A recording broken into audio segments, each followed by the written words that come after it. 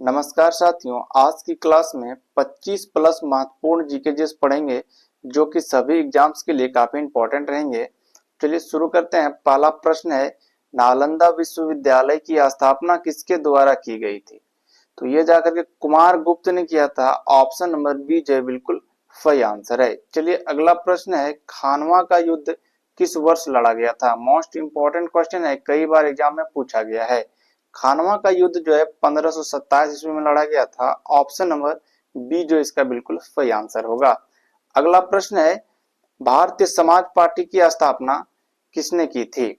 तो भारतीय समाज पार्टी की स्थापना जो है लाला हरदयाल ने किया था। ऑप्शन नंबर सी जो इसका बिल्कुल सही आंसर है। अगला प्रश्न है, बंगाल विभाजन के बाद पूर्वी बंगाल की राजधानी कौन सी थी? तो ये जाकर के ढाका थी। ऑप्शन नंबर ए जो इसका बिल्कुल सही आंसर है। अगला प्रश्न है, लक्षद्वीप का उच्च न्यायालय कहाँ स्थित है? तो लक्षद्वीप का उच्च न्यायालय जो है केरल में है। ऑप्शन नंबर डी जो बिल्कुल इसका सही आंसर है। अगला प्रश्न है, संघ एवं राज्य के अधीन सेवाएं किस भाग में वर्णित है? तो ये जो है संविधान के भाग 14 में है। ऑप्शन नंबर बी जो इसका बिल्कुल सही आंसर है। अगला प्रश्न है, उच्च न्यायालय की स्थापना किस अनुच्छेद में है? तो उच्च न्यायालय की स्थापना जो है ये अनुच्छेद है 124 में। तो ऑप्शन नंबर इसका डी जो बिल्कुल है सही आंसर हो जाएगा 124 आर्टिकल में। चलिए अगला प्रश्न है, किस विटामिन को एंटी कैंसर कहा जाता है? तो B17 को एंटी कैंसर कहा जाता है। ऑप्शन नंबर ए जो है इसका बिल्कुल सही आंसर होगा। अगला प्रश्न है, प्रधानमंत्री आवास योजना कब शुरू किया गया था? तो प्रधानमंत्री आवास योजना जो है ये 2015 में शुरू किया गया था। ऑप्शन नंबर सी जो इसका सही आंसर बनेगा। अगला प्रश्न है, पनिहारी किस राज्य का लोक नृत्य है? मोस्ट इंपॉर्टेंट है। पनिहारी जो है यह राजस्थान का एक प्रमुख लोक नृत्य है। ऑप्शन नंबर ए जो इसका बिल्कुल सही आंसर है। अगला प्रश्न है 11वां प्रश्न, किस मंदिर को जगत मंदिर कहा जाता है?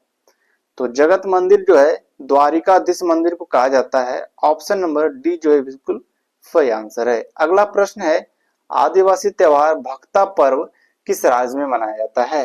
तो आदिवासी से याद रखिएगा झारखंड, तो ये भक्ता पर्व झारखंड में मनाया जाता है। ऑप्शन नंबर ए जो इसका बिल्कुल सही आंसर है। अगला प्रश्न है, निम्नलिखित में से कौन सी नदी यमुना की सहायक नदी नहीं है? तो इनमें से जो है बेताक नदी भी यमुना का सहायक नदी है। हरी मतलब हिंड भी है और चंबल भी है। लेकिन जो गंडक जो है ये जाकर के यमुना की सहायक नदी नहीं है। तो ऑप्शन नंबर बी जो है इसका बिल्कुल सही आंसर बनेगा।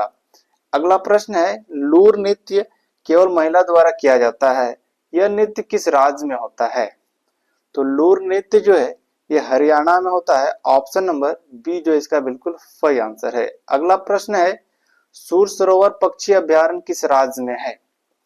तो ये उत्तर प्रदेश में है। ऑप्शन नंबर डी इसका बिल्कुल सही आंसर बनेगा। अगला प्रश्न है, कौन सा सर्वोच्च शिखर पूरी तरह भारत में स्थित है?